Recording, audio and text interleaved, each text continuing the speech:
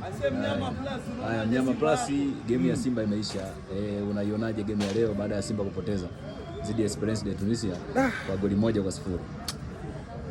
Bana, ile kauli ya sisi wagawa utamu bado iko pale pale. Yaani kitu ambacho kinachotutafuna Simba nashindwa kuelewa. Mshanaelewa?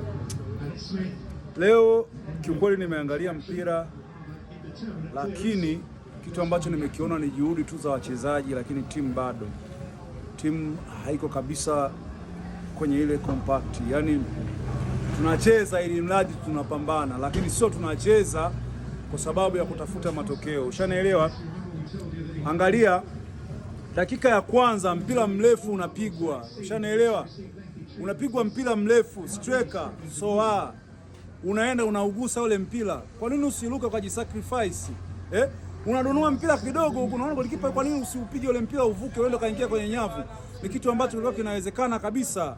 Ushanielewa vizuri? Angalia tunaenda tunafungwa goli.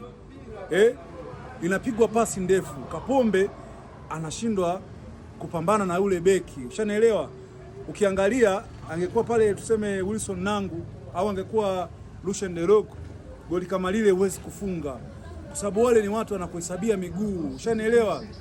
Kuna muda unaweza kumlaumu Kapombe, lakini kuna wakati unasema kabisa kwamba maji ya Kapombe ni ya jioni. Ushanielewa? Kwa hiyo kuna haja ya Simba kutafuta namba 2 ambaye akawa na damu changa. Angalia mfano ule Veda. Ushanielewa? Vedastus. Ushanielewa? Damu changa.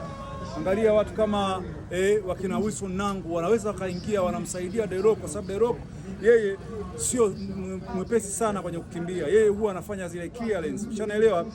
Angalia makosa anayofanya kocha. Unamtoa Morris Abraham ambaye alikuwa na uwezo wa kugeuka, kutana, kudribble na kupiga mpira mbele, kuangalia nani yuko kwenye open space ili aweze kufanya nini, anapeleka timu mbele. Unamtoa Morris Abraham, unamuingiza Chama. Hebu fikiria, hakuna kitu chochote. Chama hakupiga pasi ambayo ya maana. Yaani yeye ni zaidi ya kushika mpira na kurudi nyuma, lakini Abraham alikuwa hakubali kurudi nyuma. Aidha akimwona amegeuka nyuma, lazima ageuke tena atafute mwenzake yuko wapi aweze kupenetrate ule mpira. Ushanaelewa? Ni makosa makubwa sana kumtoa Morris Abraham. Tunarudi kulaumu uongozi kiasi kikubwa. Huwezi kumsajili Chama, huwezi kumrudisha Chama Simba kwa sababu yale ni maji ya jioni tayari.